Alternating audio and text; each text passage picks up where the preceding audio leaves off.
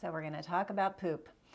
It's definitely not dinner time conversation, but it's really important that you understand what your poop means and when it's time to change it and figure out really the underlying root cause. So what's the rhythm of stool passing?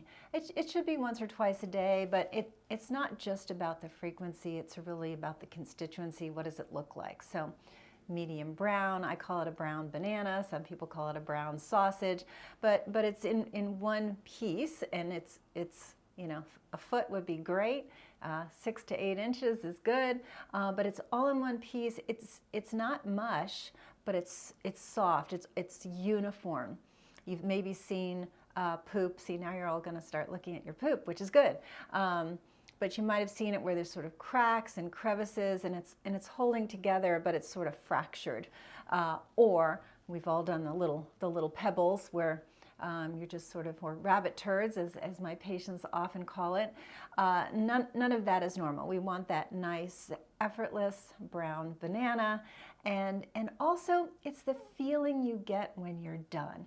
And that's where the title of this video is very important, is when is diarrhea actually a form of constipation? Because when you have what's called complete evacuation, it's very satisfying. You know, it's that feeling of like, okay, you know, because what is poop? It's toxins. It's what your body doesn't need. And now you have that feeling, good, it's all out of me and I'm comfortable, versus if you've ever experienced this, that feeling of like, I feel like there's some more in there, I'm still a little uncomfortable. Maybe you try to get a little bit more out, it's not coming out. And anyway, so it's not satisfactory. And with that incomplete evacuation is what can lead to this kind of overflow diarrhea that is called. Because let's imagine you're excreting, you know, 70 to 80% of your stool, but you know, there's some percentage remaining. Well, that builds up over time, and basically it's called an impacted bowel, because each time you're really not getting rid of all of it.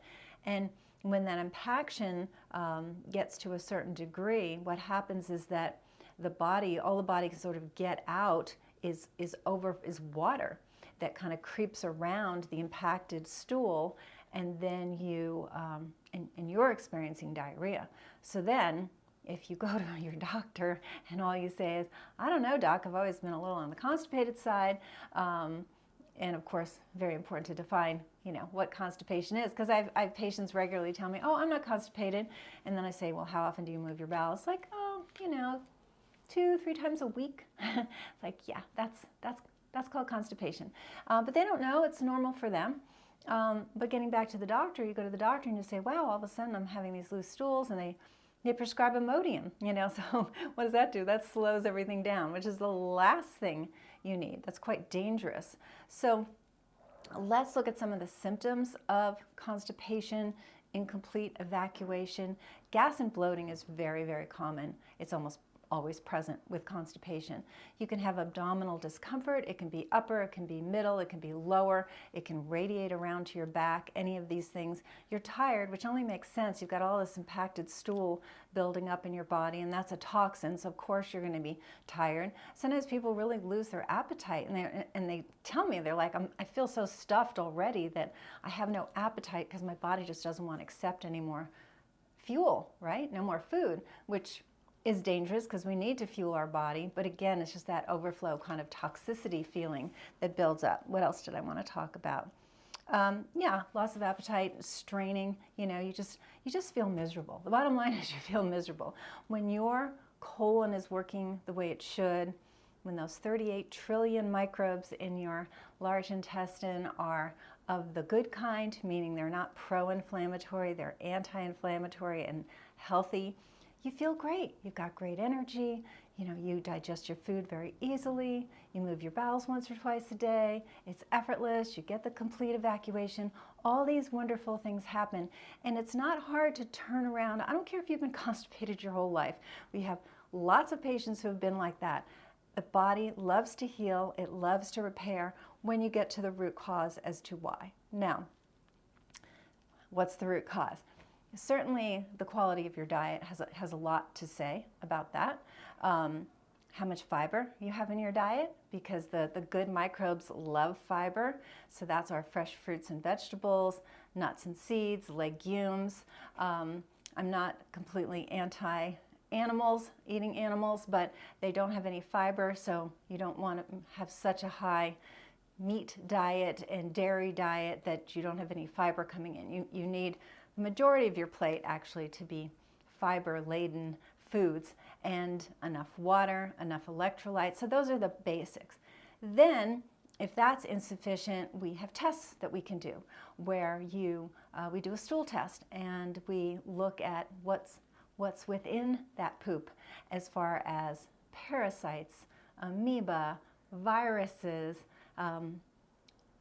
protozoa, all sorts of organisms are looked at, and it's great because we can really see the balance versus imbalance, organisms that are really deleterious to you, that have to be handled. We usually don't need medication. We can do it with strong herbs and things like that. So, but getting that bowel such that you have these nice effortless bowel movements, complete evacuation, is really, really key.